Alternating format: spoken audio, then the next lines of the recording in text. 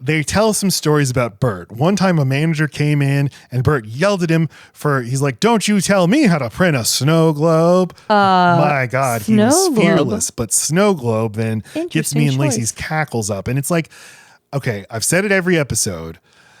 I think Severance exists in the long lineage of sci-fi stories about simulated worlds, or let's just broaden it out, false worlds. So you can throw in movies like Inception, The Matrix. I mean, The Matrix is just a straight simulation. There's movies like Dark City, which is not a simulation, but it's a constructed world. But Snow Globe, Snow Globe, a whole world encased in a globe, but being observed. In television, there's a very famous Snow Globe ending of the show from the 80s, Saint Elsewhere, where the final scene of the show pulls out and suggests that the hospital of the show, the town of the show, all exists inside of a snow globe that is being played with by an autistic boy. The entire series has been the imagination of a nonverbal autistic boy. Jesus. This is like a very famous TV trope of the St. Elsewhere snow globe ending.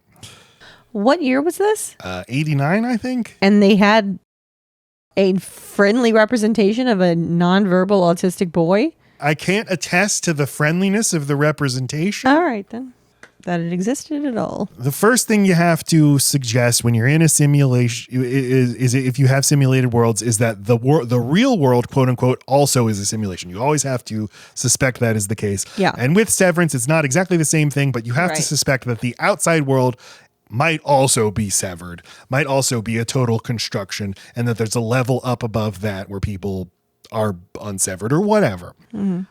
And so I was kind of just joking that that's the case, but I feel like this episode is just throwing these suggestions at us, all these references to simulation theory and constructed worlds like the snow globe, and we'll detail them more as we go along. Before we go to the goats, though, we'll check in with Miss Cobell, who seems to be just driving through hundreds of miles of snow, and again seems to almost be nearing the end of the simulation. It could be like the Truman Show where he crashes into the background on his boat, or you just hit the globe and suddenly it turns into wireframes. She sees a road sign that says Salt's Neck, 238 miles. So like I Googled Salt's Neck and all the results are Salt's Neck theories and severance explained. No fucking thank you. So I mean, is there really nothing more on the edge of this universe? Does Cobell realize this and decide to turn around?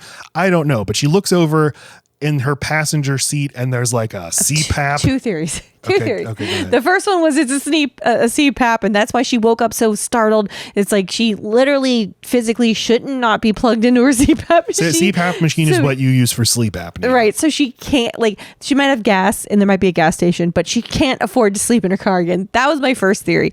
And then now that I realize how tied into whatever the fuck is going on with Gemma, I think maybe it's her evidence that Gemma lived past her accident, because whatever is down there on the floor seems to have a label on it, like a person's name I thought I saw. So I didn't know if it was maybe like the inhibitor or thing that Gemma had on her after the car wreck. I don't freaking know. Yeah, I mean, it not being explained here means like, oh, pay attention to this. Snorkel. But, I guess this could be in Montana or North Dakota or something. Like, I don't see any buttes. The show's filmed in upstate New York, but New York is filled with towns. Like, there's nowhere you could go where the closest town would be 238 miles away. It's not that empty. Right. It's and then again, incredibly flat as well. This could be Transylvania, like I said, metaphorical Transylvania. Lumen is Dracula's castle. They're sucking the blood out of everybody. Doesn't it seem like there's plenty of hills and mountains and like different elevations and stuff inside the town? I feel like I remember them driving down a ways. I feel like the cabins were in the woods for the fertility stuff, and there were mountains. Like I feel like there's texture. Yeah. And then when you drive out, it's like nothing's rendered. So it's just this flatness. Yeah. That's interesting. Which is, the computing power can't afford good graphics out here. Just like we're not used to someone coming out this far. You're going to have to make us render the map. The designers, yes, copy, paste, flat, copy, paste, flat. You went into the flatlands. I've been in the flatlands for weeks. That's a real thing in Minecraft. So whether this is actually a simulation or a severed layer or whatever, the only thing that would suck about that is if that's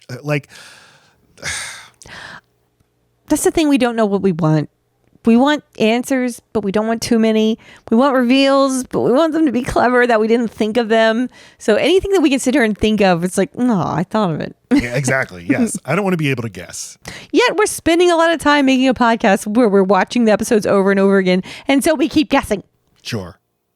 So the CPAP attachment's like, hey, I got to turn around. Makes her realize she got to turn around. And this lady needs some sort of mood stabilizer. She's never not Got mad. to go back to town. In the next scene, we meet up with Mark and Helly, and they are walking through the hallways that are in the section of the building where the lights only turn on when you pass under them. Okay, so this too is a simulation theory reference. So, Lacey, we just got to talk simulation theory in general. Talk it to me. Okay, so unfortunately, simulation theory is now pretty associated with Elon Musk. Ugh. But if we can look past Elon Musk, I always can. we can just talk about this fun idea that the universe, our universe, is a computer simulation. And it's based on the hypothetical premise that if we get to a point where computing power advances to such a degree that entire universes then can be simulated, if we develop that technology, we should immediately assume we are ourselves inside of one because we know they are possible. And the reason that is, Yeah. What are the is odds? if you can make one, you can make 10 million of them. And then you being aware of anything means I can either be in one of the 100 million simulations or the one physical universe. I'm going with the numbers and assuming I'm in a simulated universe.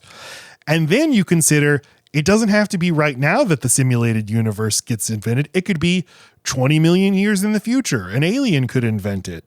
So then you have to consider there's a very real possibility that our universe right now is the simulation of an alien race 20 million years in the future, running lots of different iterations. Okay. Look, so they're on their way to the goat hall. Are you done with your simulation No, not bullshit? yet. All right. I feel like I'm in a simulation. Okay, so one of the issues people raise with that is like, you can develop the most advanced processing power possible, but like rendering every little atom of the universe, that takes a lot.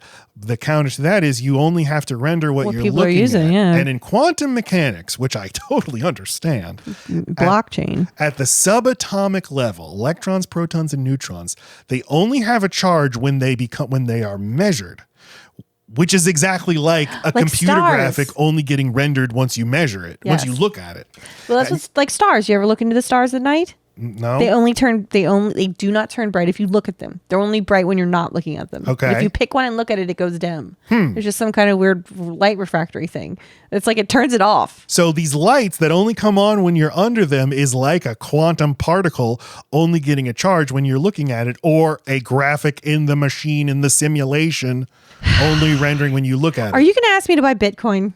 I don't know. You were telling me about Minecraft, and there's something about Minecraft that's like this. I mean, yes, that you're given a seed and you go into that world, and that world has all the possibilities it ever could have based on that seed, but that no one will ever actually see what it's fully capable of because only the parts that are traveled to ever get rendered.